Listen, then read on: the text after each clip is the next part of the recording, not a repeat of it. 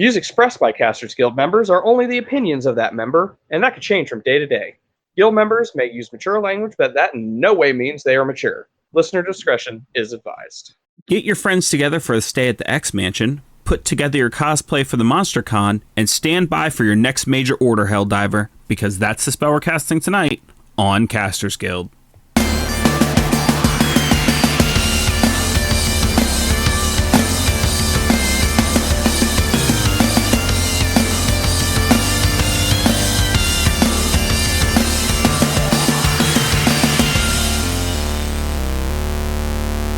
Thank you for tuning into this episode of Casters Guild. I'm your guild master, Ric Perry, and I don't like sand. It's coarse, it's rough and irritating, and it gets everywhere. And I am your guild master, Baron Kane, and I too like Star Trek. So, this past week, I got to take my kid to her first Star Wars movie. Nice. And it was the same one that was my first Star Wars movie in theaters, which was Phantom Menace. You know what that means is when you do finally play or run a D&D game for, it has to be 4th edition. Is that what that means? It just, I had to keep giving her the same first that I had. Yep. No, I'm not going back to McKay's to rebuy my 4th edition books. Sold them already. Probably for the best. Yeah.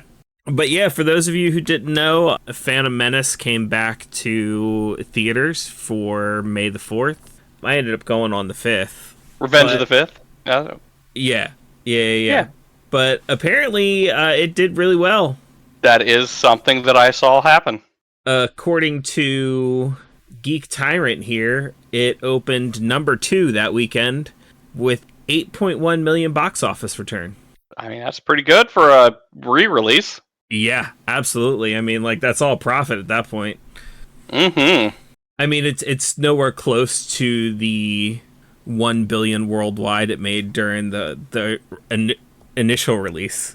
Right, but, obviously. But I'm kind of hoping that this means we'll get some of the other ones just coming back to theaters soon as well. Mm. But I think it held up. To be honest, I hadn't watched it in a long time, and I know the prequels get a lot of hate, especially like Jar Jar and stuff. But when you get to take a kid to see it, you can almost kind of see it through their eyes. And it took me back to when I saw it when I was a kid.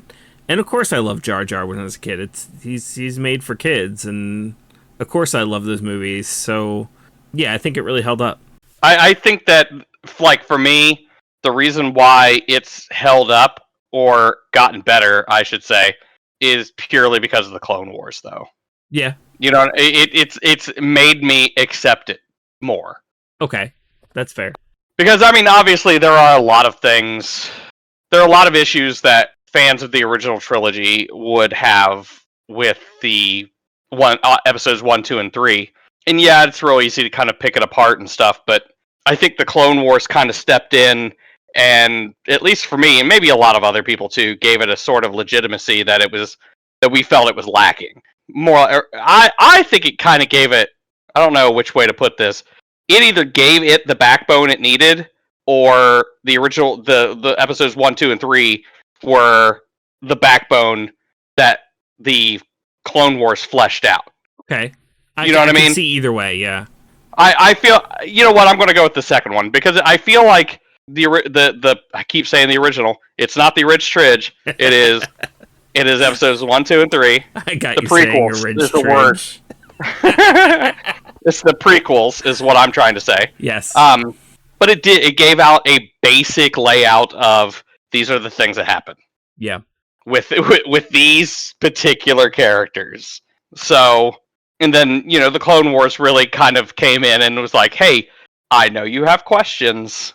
Here's some answers. I'm okay with that. Are you saying without all the trade disputes, we never would have gotten the Clone Wars? Yeah, it's true. Love it. True. Actually, I think I've gone on record as to saying that we wouldn't have gotten the Clone Wars without Phil LaMarr. I'm pretty sure that is a...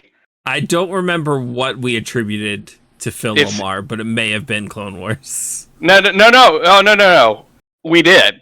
Okay, I remember it was something that we attributed to Phil LaMarr. because if it wasn't for Phil LaMarr voicing Samurai Jack, yep, they would have never given Gendy Tartakovsky the Clone Clone Wars series that he did, which would have never probably got popular enough for them to greenlight the other Clone Wars that they went on after that, which really just kind of snowballed into now we have the Mandalorian. Yeah, there we go. Yeah, there we go. So that's what we really attributed it to, but taking it back, yeah. The Clone Wars was one of the steps along the way. Correct. So really, Phil LaMarr saved Star Wars. We could really 7 degrees to Phil LaMarr just about anything at this point. At this point, yeah. At this point, that man's been in everything. And especially considering, I think, wait a minute, maybe he wasn't. Were him and Jordan Peele on Mad TV at the same time? Ooh, that's a good question. Because if they were, then that's it right there. Because now that Jordan Peele's directing, I'm sure we can use directing as part of the 7 steps. Oh, and then there was Keanu. There's so many people in Keanu. Mad TV season 9. Apparently, they were both on. Oh, nice. Oh, yep, there you go. But bringing it back, I think it was all worth it just to see my daughter's reaction to the double lightsaber lighting up, because you don't get to see somebody's first reaction to that. Right. But she had no idea it was coming when he lit up the second side of that lightsaber, and she was mouth agape, eyes wide. It was fantastic. Yeah, that was a good scene. Has it been spoiled for her, though? And you know what it is from the original Tridge. It been... No? No. Oh, you better fucking power cycle her through those. Wait. Yeah, because she'll forget by the time you get to that movie. Because it kind of ruins it. Right. Like, it's not a spoiler anymore once you get to Revenge of the Sith now. Well, no. I think what I might do is, like, let her see episode 2. Mm-hmm. Then power through the original Tridge, and then let her see episode 3. Yeah. Yes. Excellent. Because then she gets to see Anakin Skywalker, like, become a Jedi. Mm-hmm. And then we switch to Luke Skywalker's story, and Luke hears about his father, the Jedi. Right. Then you get the original Tridge reveal. Then we go back and we see the fall of Anakin Skywalker. Yeah. Yes. Evil. I'm here for it. And then we can watch all the sequels and she can get to want to be Rey Skywalker. Yeah. But speaking of cool things coming back to theaters, the Lord of the Rings Extended Edition trilogy is coming to theaters this summer. Yes. As you can't see, Baron's totally doing a happy dance. Yes. I can't wait. I cannot wait. It's going to be so much fun. I'm not going to be able to go with the Spawn, though. No? No. Why for the same reason why I can't take him to the Star Wars re-release. Okay. Because we found out recently that he is not a fantasy nerd. Oh, okay. He is a sci-fi nerd. Okay. Not everybody can be both. And I've never been more disappointed in my life.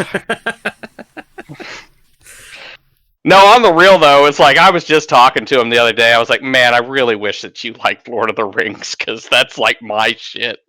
And it would be so great to go to the movies. And he's like, yeah, but it sucks. I'm like, oh.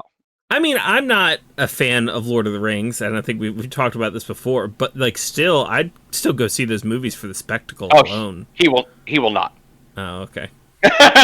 He will not. He will, especially the extended editions. The extended is something to sit through. First off, 3-hour movies piss him off. Right. Fair like, enough. audibly. I think that's the first time I heard him cuss. It was a 3-hour movie. Fuck. He hates them.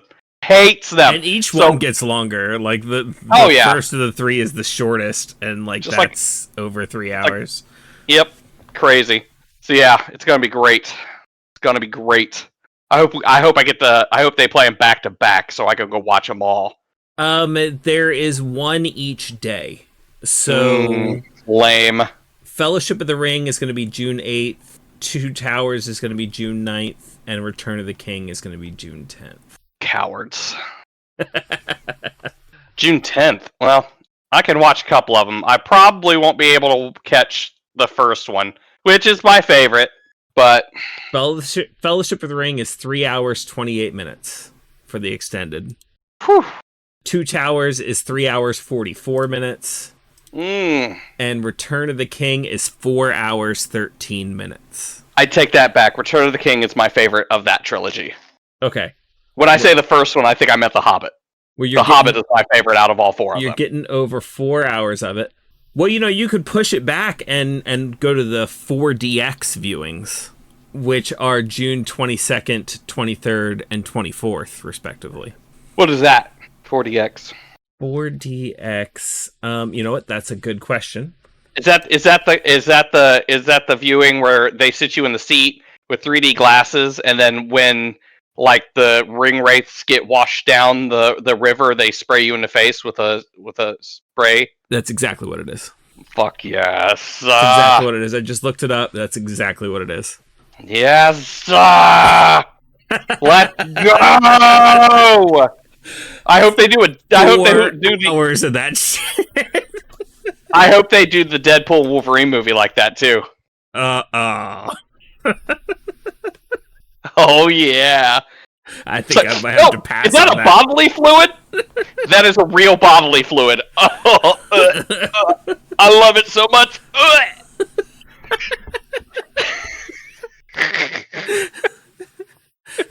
Imagine what comes out of the seat for the scene where he's like, "Pegging is not new to me." I need to go to the bathroom. But yeah, if whether or not you're a Lord of the Rings fan, like I said, I might try to make it out. I mean, I love 3 to 4 hours is a long time to sit through a movie you're not even really that into, but for the spectacle alone. I'm going to do for our listeners at home. I want you to know that when he started saying that, it was an exasperated look and a hand on his face like he was about to torture himself for the good of mankind. I am a Lord of the Rings martyr. No, that's Gollum. We all know that. Yeah. Gollum, the true hero of Lord of the Rings. But yeah, I mean, I'd recommend if you can make it out, even if you're not a Lord of the Rings fan like me, for the spectacle alone, it might be worth it, especially for that 4DX, just to see what exactly they do. Could be kind of fantastic. Oh, man. Fucking the kissing scene between Arwen and Aragorn happened, and fucking Aragorn actually pops up and kisses you on the mouth. It's just, Viggo Mortensen, what are you doing here? It's actually him, and he just go from seat to seat. Just... You know what? If any of them was going to do it, right? If any of them was going to do it, it's him. He is commit to the bit. Personified. They told him about the plan to have a bunch of people dressed up as Aragorn to come up and kiss somebody. He's like, no, I will do it. What? In all the theaters across the country? Yes. Yes. He's like the Santa Claus of kisses. All the theaters in America in a single day. Everybody gets kissed at once. Dude, I just got kissed by Viggo Mortensen. I did too. What? How's that possible? He's just up on the stage with his fingers to his nose. Fucking stupid.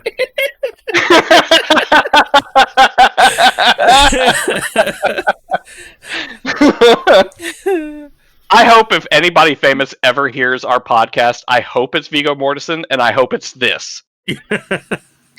I hope. I want to hear the direct response. Oh yes, yeah, I want him to pop up in that 4DX theater and be like, "I loved it. Kiss me on the mouth," but then just pop away. Just to prove he can do it. He's like, "You were joking like I couldn't." He'll pop up and be like, "Mwah. No one will ever believe you," and then just fly away.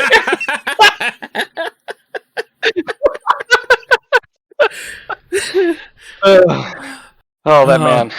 I almost don't want to segue away.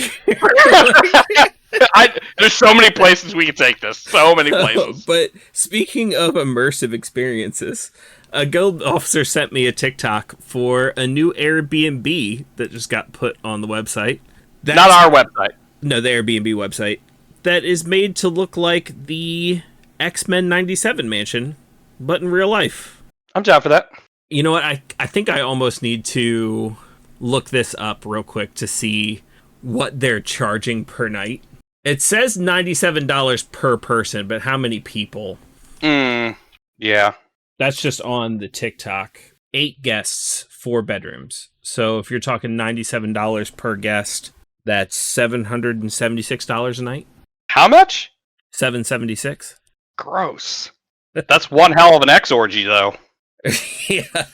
I mean, for how themed it is and how highly requested it's got to be, $97 per person if you can actually get 8 people together to split it with you, I don't think that's terrible. To stay in an X-Men themed mansion. And I gotta say, I've seen all the rooms, and it's really well done. I mean, I still have to go to the Hobbit one, so... Well, there's now 2 of those in Tennessee. Holy shit. And take this with a grain of salt. I heard Viggo Mortensen is in one. I'd believe it at this point. He comes with the room. Oh, okay. I bet that room's pretty pricey. And, actually, if you pay more, he'll come with the room. See, but by the end of it, he ends up paying you. I mean, he would. But like I said, take that with a grain of salt. That may or may not be true. Right. Guilt decree, though. Wait, I need to know, is that a guild decree? No. Our credibility is already shit. We're not going to do it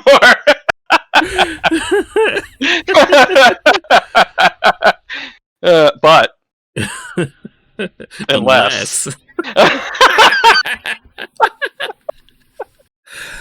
All right. In other news, Wizards of the Coast, remaining the cartoon villain that they have become, of course, has made a big change to D&D Beyond. Mm-hmm. So, for those who haven't heard, you used to be able to buy things kind of a la carte or piecemeal on D&D Beyond. Like, if you were wanting to make an artificer, you didn't have to buy Tasha's Cauldron of Everything, the whole book, in order to be an artificer. You could just buy that class. Wizards of the Coast has stopped that, and now you have to buy the whole book. Well, on one hand, it's like, it's your book. I mean, you can decide the way that you want to sell it, but also don't give an awesome feature and then rip it back when you think you aren't making enough money. And on top of that, it used to be, let's say you bought 3 things from Tasha's Cauldron of Everything, and then later you decided to buy the whole book. They would discount the book by the amount of content that you had already purchased from that book. And now they don't do that anymore. So you could have bought 4 things from that book in the past, and now if you want the rest of it, you just have to pay full price for that book. Wonderful. On that note, and I know we've talked about this at one point in time, but some of you may remember the Black Flag from Kobold Press, the Orc license, the open... What's it stand for? The Open Resource Community license. They have released their Black Flag reference document on bfrd.net, which is basically the open license 5th edition version of what they're doing. So it's essentially their Pathfinder, I guess, kind of. But it's just a resource document at this point. So yeah, so if you are wanting to support that, then they're doing their thing. We already have a lot of 5th edition fans out there, so if you don't want to give Wizards any more money, then maybe support this. You know, like me, I don't want to fuck with Wizards anymore. Not as more than absolutely necessary. I already fuck with too many evil corporations in my fucking life as it is. If you don't want to give them a bunch more money and you don't want to have to go learn a whole different system, here's an alternative where it's essentially the same system, but you can get new stuff for it, and you're not having to pay Wizards. Right, exactly. But speaking of evil corporations being evil corporations, fucking Sony.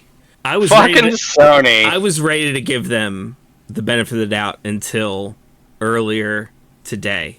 Oh, what happened earlier today? So let's go on this roller coaster ride together. Let's do it. So Sony announced that if you want to play Helldivers 2, which by the way, Helldivers 2, fucking awesome game. I do want to play it. It's so good.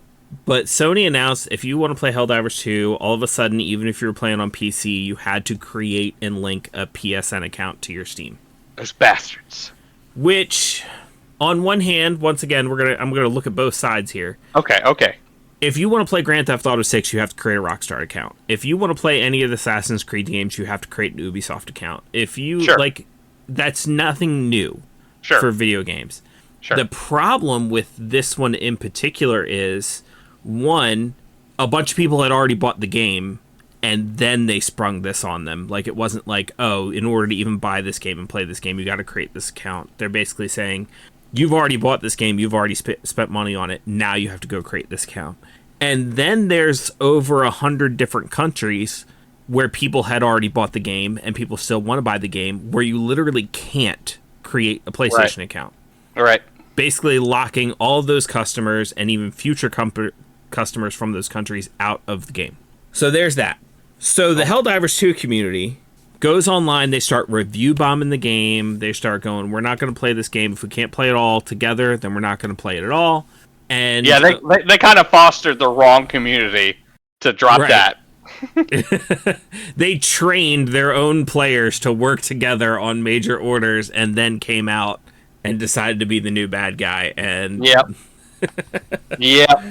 I kind of feel bad for the people like that are doing Helldivers because like they don't really have any control over what's going on. Yeah, the developers do have no control. It's all the publisher, Sony. Yep. So after the tens of thousands of negative reviews making the game overwhelmingly negative on Steam, PlayStation released a tweet, and I'll read this tweet verbatim here. Helldivers fans, we've heard your feedback on the Helldivers 2 account linking update. The May 6th update, which would have required Steam and PlayStation Network account linking for new players and for current players beginning May 30th, will not be moving forward. We're still learning what is best for PC players, and your feedback has been invaluable. Thanks again for your continued support of Helldivers 2, and we will keep you updated on future plans. So this is great news, right? We're all celebrating. A bunch of people are going and reversing their negative reviews on Steam. The developers of Helldivers 2 even took like the screenshot of all the negative reviews and decided they were going to turn that into a cape design for the game. Unofficially. Right. It's not official. They're not really doing it. Not as of yet. Well, as from what I've seen, they were just looking for a name for it. And once they had a name, they were going to release it for free. All right. I like the Unity Day cape idea. That's a really, really good idea. So, here's what Sony didn't tell you. Bastards. All those countries where you cannot create a Sony account, they went back, and the same day that they would have released the update that they canceled, they delisted the game for all of those countries. What? You cannot buy the game in those countries now. What? You hadn't heard about this one, yeah. No! Those bastards. It's like, what? Brother, you know! We know what you're doing! Right. What? It's like, I'm just wondering if there's just a dude there that's just like, they'll never notice. Yeah, what did they think they're getting away with, honestly? Fucking Sony, they're fucking up Spider-Man, they're fucking up Helldivers, they're trying to buy Paramount. Oh, no. You hadn't heard about that one either, had you? No. Oh, no. The Spawn's gonna be pissed. Yeah. The Spawn is gonna be pissed. Oh, no. Oh, man, their Star Trek movies are gonna suck so bad. Hold on, let me see if I can find the thing I saw about them trying to buy Paramount. Oh, my God. All right, this is from Forbes 3 days ago. Paramount officially opens talks with Sony and Apollo in takeover bid. What? Sony and Apollo Global Management, a private equity firm, reportedly made a $26 billion all-cash offer to buy Paramount last week. And Paramount put together a special committee to vote on it. Well, obviously Paramount is hemorrhaging money. We all know that. Paramount is just hemorrhaging money. But god damn it, Sony? Damn it. You know what? No. Do it. Fucking do it. No, you know what? I want them to do it. And when they do buy Paramount, I hope that it keeps hemorrhaging money. I hope that it makes them lose so much fucking money that they fucking have to fold. And yeah, you know what? Disney isn't going to buy Sony after they bought Paramount, especially. That's just going to be that is going to be a monopoly at that point. You know what I mean? It's going to Spider-Man. They will. Mm-hmm. Because if Sony goes bankrupt, nobody else can buy Spider-Man. That goes straight back to Marvel. Oh, that automatically snaps back. They don't even have to buy it. Correct.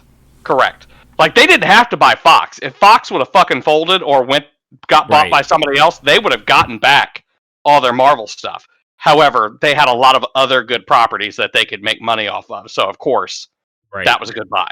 Sony, though? Well, if they buy Paramount, that actually would be worth buying if you were Disney. Right. But, however, with everything that Disney has under its control, can you imagine how big Disney would be at that point?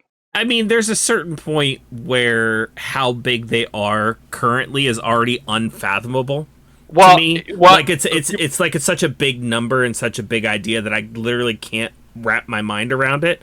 So, but it has to be fathomable though, because at some point the government has to step in. Yeah. So I think my point is it should have been a long time ago. Yes, you're right.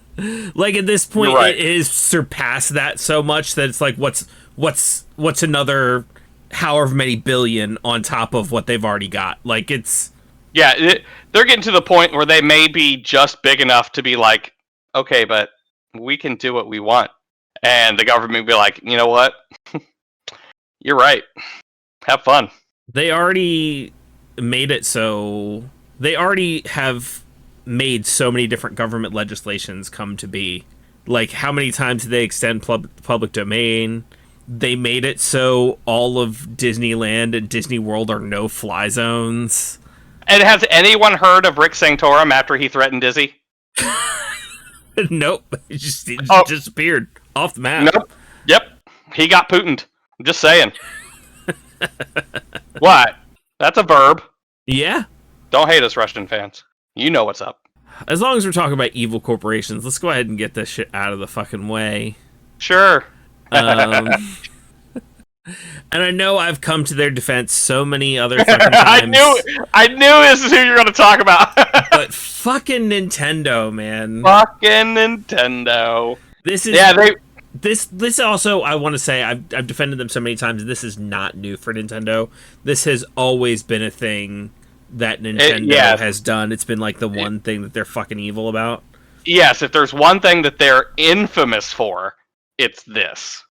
Crushing people who are trying to, quote-unquote, steal their intellectual property. And look, Nintendo, I wouldn't even fucking care as much because, you know, pirates be pirating, and like technically it is illegal and all that good stuff. But if Nintendo made their shit available at all, like if I wanted to go play, I don't know, Pokemon Silver tomorrow, there's a good chance, I mean, like, I'm just talking out of my ass, so like maybe it's available on a digital store somewhere, but there's a good chance if there's a Nintendo game that you want to play, it's not available on a digital store somewhere. You can't even go pay Nintendo to play it. Like, the only way I could play it is if I went to some secondhand store somewhere and found it, where they're going to charge me way more than that game should cost, because Nintendo's secondhand market is ridiculous. And Nintendo hates that too. They don't want me to do that either. Or I could play it on an emulator or pirate. Those are my only two options if I want to play certain Nintendo games, and Nintendo doesn't want me to do either of those things. Right. It's like, nope, you either bought it when it came out, or bought it was available, or you just don't fucking get that game. If you're playing the old Mario, you won't play the new Mario. It's like, do you know how people work? You know how many Assassin's Creeds people are sitting on? How many fucking GTAs people are sitting on? Come on, man. All right, so for those of you who don't know what we're talking about, I'm reading this basically right off of NintendoLife.com. Nintendo has filed a DMCA notice to GitHub earlier this week, targeting Yuzu repositories that it states provide access to Yuzu emulator or code based on the Yuzu emulator, which illegally circumvents Nintendo's technological protection measures and runs illegal copies of Nintendo Switch games. And basically, these are huge numbers. The network's made up of more than 100 repositories. It had to make the decision to nuke an entire network of 8,353 repositories, and basically just like took down any possibility of emulating the Switch altogether. Well, I shouldn't say any. I'm sure there are some out there, but oh yeah, I mean, any enterprising young technician out there would be happy to be able to get it done, but it's not very accessible still to the less technically inclined. But apparently it's gotten so bad and all of this that now Gary's Mod, which is like one of the biggest user created game sets out there, basically like a sandbox that you can kind of create your own games in, has taken down anything Nintendo related off of the entire mod, which is a crazy amount of content that all got removed just because they looked at what happened and they're fucking scared that Nintendo's going to come after them next. Yep. Which is and fair. They might. Yeah. Which is fair. Yep. And I mean, I guess if you're trying to keep people from doing stuff, I guess that's the fucking way to do it, is just to scare the shit out of people. Mm-hmm. Makes sense, I guess. I think I'd like to put a little bit more research into this, and maybe we'll come back next episode with when I've taken a look at it more and see if like this is just Nintendo as a whole, if it's Nintendo of America, like what's going on here as far as like who is behind this. Oh god, wouldn't that be crazy if it turned out it was like Nintendo of America? No. And it was like, oh, okay, that makes sense. Yeah, that would be crazy in a highly believable way is what I'm saying. Yeah. It's like, and then just like to talk to Nintendo Japan, they're like, we don't care. Well, they to be fair, Nintendo basically used to be a Yakuza company anyway. Like, they made Hanafuda cards with, like, naked girls on them, and they owned love hotels and, like, a taxi company. So basically, they'd sell, like, gang members these naked girly cards, and then when the gang members were like, hey, I like these naked girlies, Nintendo would be like, hey, we could throw you in this taxi cab and take you to this love hotel. Holy crap. And they owned all of it. Like, that's honestly, what they did before they made games. I didn't know that's how that all worked. Yes. Wow. The more you know. Wow. That's fun. You know what? Is there any more bad news on our stuff? Let's get it all out of the way. Yeah, let's get it out there. I don't think there is. Wait, there might be. Bernard Hill.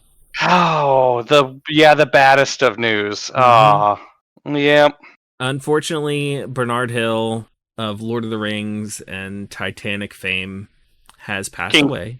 King Theoden, if you need to know, because I didn't know his actor name. Oh, gotcha. Yeah, I only knew him as King Theoden. But he's done. That's not all he's done. Of course, he's been all over the place, especially the BBC, and he will be missed. Yeah, I feel like we should probably talk about that right after the Lord of the Rings thing, but yeah, that makes sense though. Keep it in the bad news, I guess.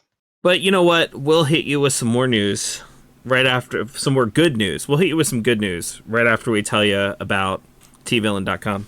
Woo! Tvillain is a t-shirt site where you'll find a killer limited edition shirt being sold for $13 only while supplies last. Every Monday, the site features a new design by a new artist. We would tell you what's featured right now, but by the time you hear this, it's already changed. They choose the most ingenious designs that reflect everything evil and villainy, as well as works pertaining to anything artistic, pulp style, lowbrow, pop culture, TV, movies, music, video games, comics, etc. All things cool and evil, basically. To check them out and help Casters Guild, click our link in the description. All right, good news. After all that bad news, we officially got an announcement for the Umbrella Academy 4. Yep, I'm excited about that. It's the last one too, right? Well, let's see. Is it the final season? Let me see if I can read this here. Looking at netflixlife.com. Let's see. It is 4th and final season. That is correct. Will be coming out it's summer of 2024. Oh gosh. So very soon. And this is Netflix too, so they're going to just wait. Yeah, Netflix releases it all at once, right? Yes, usually. Yeah. According to Netflix, the Umbrella Academy Season 4 will be released on Thursday, August 8th, 2024. So a couple months from now? That's nice. And Ritu Arya, who plays Leela Pitts, describes it as the best season yet. Nice. Which is, that's a bold claim. Everybody's coming back as far as the cast goes. Nobody is signed off of it or anything, so we'll get to see everybody again. And for those who don't know, I am a huge fan of that show, and everything they've done so far has been awesome. So to say that it is going to be the best season yet, like I said, it's a big claim. Yeah. Especially since each season seems to just get bigger and bigger and bigger. Yeah, like the scope of it. I was about to say, what scope can they even go for at this point? Well, I mean, it is kind of the theme of superheroes right now. Yeah. I mean, I guess they already went multiverse, so fuck. Even more multiversal. Have they gone to the future yet? Well, 5 kind of goes back and forth between past and like future. like an apocalyptic future, right? Yeah. I can't remember how the last one ended. Me either. That might be something we have to do. Is go back and watch that last season before the 4th season comes out. But that's not it for exciting announcements. We're also getting Hades 2. Actually, Hades 2 is out meow. Early access. Yeah, still. But yes, you can get it now, early access, for $29.99. Go wishlist it on Steam. Or just get it. Yeah. If you got $30 now. Have you gotten it yet? Have you had a chance to dig into it? Nah. I know it's right up your alley. The belt's a little tight right now, so I haven't been able to really indulge yet. But fair enough. Believe me, it's happening. It's gonna happen. Especially since I've seen my new cosplay aspiration. Oh yeah. Oh yeah. Have you seen Hephaestus yet? I have not. Oh ho ho. Yeah, I'm in. Also, yeah.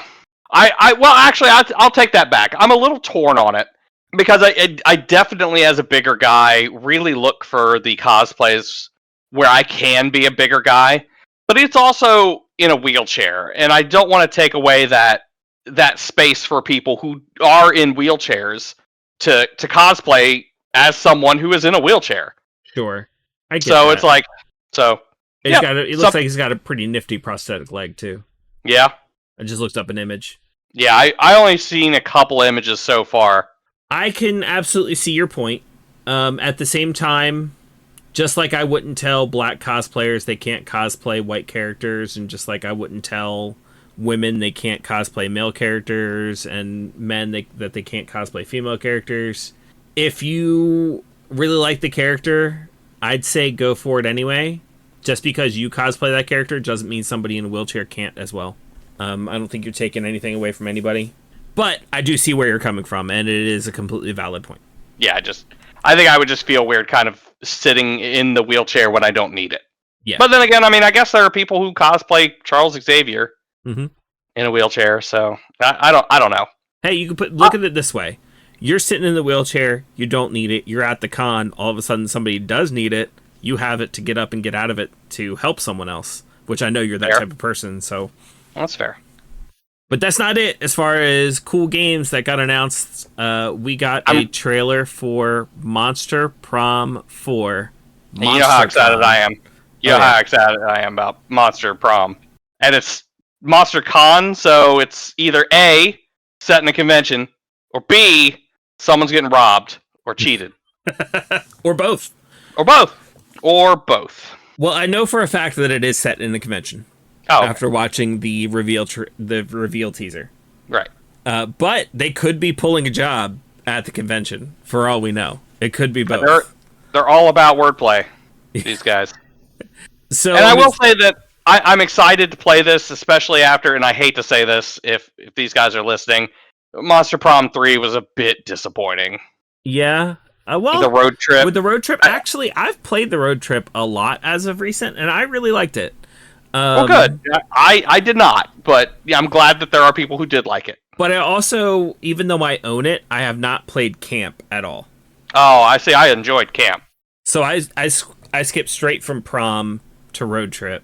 And well, actually, if you play it like that, you could just pretend that they're on a road trip to go to camp. Yeah, I could. But I think you're really going to like Con. I'm assuming you haven't seen the real teaser if you didn't know that it was at a convention.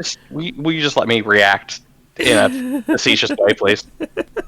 But my point is there's an Ooze character now, and I don't know if he's new or if he was in any of the other ones. I didn't see him in Road Trip, and I definitely didn't see him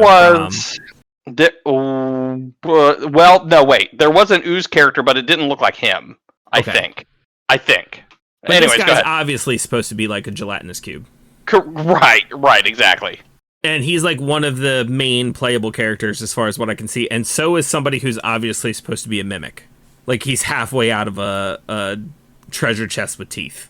Okay, yeah, there was a. Is that her, or is this? Oh no, I'm sorry. That's a fake character. that may be who I was. Oh no, I know what I was thinking. In my head, I had in my head it looked to me in my head. It was a blob character, but it was a ooze slime character, but it was the ghost Polly. Oh, okay. Because if you just kind of look at her, it's like, oh yeah, that's totally a slime. Especially if you watch, So I Got Reincarnated as a Slime. Right. You know what I mean? But I get it. Polly gives off slime girl vibes. I get it. Total slime girl vibes. I'm here for it. But this guy obviously is based off a gelatinous cube. He's got obviously a skull rolling around in him and a sword. And then we've got the mimic character, like some nods to some classic TTRPG monsters. I love it. Yeah, especially if we're going to the con. Correct. Exactly. Yes. Yeah, I'm pretty pumped up about this. I would, you know what? Because of that whole Dimension 20 thing that they did, not Fantasy High, but the other high school game that they did, that I think is Gabe James. Is it Gabriel James? What's his name? Anyways, he's here nor there. He's not a good guy anymore. But it was set in a high school or a college. Fuck, what was it? Anyways, it was very much a lot like Monster Prom, except TTRPG. I would love to do a Monster Prom TTRPG. I can see you 100% running that. Yep, and there actually is a Powered by the Apocalypse game. There's a Powered by the Apocalypse game, Monster Hearts, I believe. Totally. Yeah. Totally run Monster Hearts as like a monster. It's basically what Monster Hearts is for. Yeah. So yeah, I totally would love to do that. I may run at least a one shot for the guild at some point. Take some of the classic Monster Prom characters and just make them NPCs that we meet along the way. Yeah. Hell yeah. Oh yeah, I mean that's kind of the point. Mm-hmm. You all make up your characters, and then you meet the Monster Prom. Yep. People. So yeah, I'm fucking here for this. But speaking of TTRPGs, we are getting a new starter kit box for Cyberpunk that is specifically based off of Edgerunners. Yeah, I mean, I appreciate Cyberpunk really trying to, I don't want to say revive, but keep alive their TTRPG. But it's like, I don't know what they're doing. It's like they had Cyberpunk 2020, which is fine. Right. And then it just started getting weird after that. And then they're at Cyberpunk Red, which really should be taking off. That's where they should be focusing on. Well, this is a supplement for good. Red. Okay, cool. Yeah. So basically, that's what you're saying they should be doing is exactly what they're doing. They're trying to take a bunch of Edgerunners fans and bring them over to Cyberpunk Red. Which, you know what? I already have some Cyberpunk Red stuff, but I'll get that starter set because I fucking loved Edgerunners. I mean, it's $35. That is not bad for an entire starter kit. And it comes with, and by the way, I'm reading this right off of Polygon. It comes with 3 books totaling 120 pages. Oh, which really? includes the Cyberpunk Edgerunners mission kit, includes instructions on how to play for first-time players, a timeline of the Cyberpunk universe leading up to the events of Cyberpunk 2077, as well as new lore and official backgrounds for David Martinez, Lucy Kushinada, and the rest of the protagonists from Edgerunners. The kit also features 7 new pre-generated characters for players to choose from, with artwork designed by Cyberpunk Edgerunners director Hiroyuki Holy shit. Imishi. Yeah. And so original art for this game. Yes, they're like 7 new characters that are not the characters from Edgerunners, but like they fit in and like they all get their own art. And fucking nice. They've got 2 of them on here on the website, and they look pretty fucking baller. I really wanted to run some Cyberpunk there for a little bit. It's hard to get people interested. Well, when was I trying to do that? It was after Edgerunners, right? Where I was trying to get that running. Do you remember it all? I don't remember. I know it was way before I watched Edgerunners, so I couldn't tell you if it was before or after it came out. But it was way before I watched it, but I was late to the party on Edgerunners. Gotcha. Yeah, I really had a good idea, but, again, just kind of hard to find players for anything. But it does say it is intended as a love letter to fans of both the anime and Cyberpunk 2077, featuring all new maps of Night City, standees featuring new maps. Geez, they did not word this well. It says standees featuring new maps, standees, and Cyberpunk Edgerunners themed dice. Okay. So you got little standees for characters, so like flat minis, which there's nothing wrong with flat minis. Sure. Maps, intro rules for new players, pre-generated characters, a one-shot that you can run that's based off of Edgerunners, and some dice for $35. Hell yeah. That's pretty fucking sweet, if you ask me. Mm-hmm. And it is set to come out mid to late June. Okay. Oh, wow. So soon. Yeah, we might get to see that at Origins. Hell yeah. God damn it, there's one more thing we're going to have to pick up at Origins, because it's gonna be there. Yeah. That's the point. Yeah. That is the point, I'm sure. That might be part of the reason they've got that release date is Origins and Gen Con. Sell the kits at Origins, run games at Gen Con. All right, and finally, I guess since we tore them down a little bit, we'll bring Nintendo back up a little bit. Such is me, and sucking Nintendo's dick. They have more or less announced that within the fiscal year, which, for anybody who doesn't know, like businesses and fiscal years, it's weird. That means sometime before March 31st of 2025. So within the next year, it's not necessarily anytime super soon. But within the next year, they're saying they're going to release a successor for the Switch. So essentially like a Switch 2. They're definitely not calling it that. If you know anything about Nintendo, they've never named anything 2. But all I really know about it is that it's going to be a more powerful console. It's going to have 1080p resolution standard, even in the handheld mode. And it's going to have magnetic Joy-Cons. Oh, magnetic Joy-Cons. Yeah, which... At first, I heard magnetic Joy-Cons, and I was like, the Joy-Cons on the Switch are already kind of, even with the rail system, like, they're not on there super great. They have a lot of give. And I was like, with magnets, how is that really going to work? And no one knows. No one knows. How the fuck do they work? God damn it. But then I saw a video for like... No one knows how magnets work. You know what? If you're gonna use it, now I have to go purge every bit of knowledge I have about magnets. Yep, because gone. But someone, I saw a video on TikTok where someone had there was a third party, almost like Steam Deck type console that works with Joy-Con-esque controllers that magnet onto the system and magnet off. Mm-hmm. And they kind of have like a recess within the screen with kind of a protrusion that goes inside the recess. I'm trying to think of how I can describe this without showing people on Right. but I think that's the best I can do. And the protrusion goes inside the recess, and then it magnets. And And that's how babies are made. And it holds a whole lot more stable than you might think it does. And if Nintendo does something like that, which I'm assuming at this point that they would, I could totally go for it. Sure. And from what I'm seeing, it's supposed to be completely backwards compatible. So, you know, if you get the new Switch, you can still play all the old Switch games, whatever it is that they're calling it. Some people are saying they're going to call it the Super Switch. Which I'm like, I don't know. We'll see. The Power Switch. Actually, that has a lot of play with it. I like that. I like Power Switch. Let's go with that. But I don't think I'll hold off on buying this one at all. I think I'll probably buy it at release and just give my daughter my Switch and just use that as an excuse to get the new one. Fair. But yeah, she's been playing a lot anyway because she likes Kirby and Just Dance. Nice. Which She's doing Just Dance on the Switch. Yeah. Oh, because you could hook it up to the TV. Yeah, you hook it up to the TV and then you use the Joy-Cons. Yeah.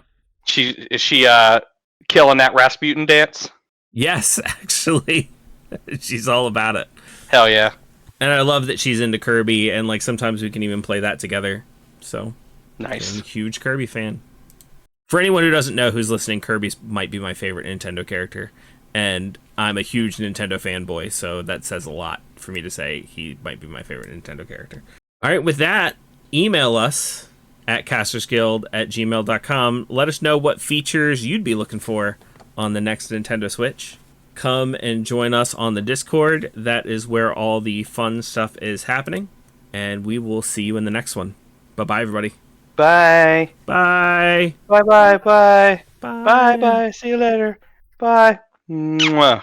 No one will ever believe you.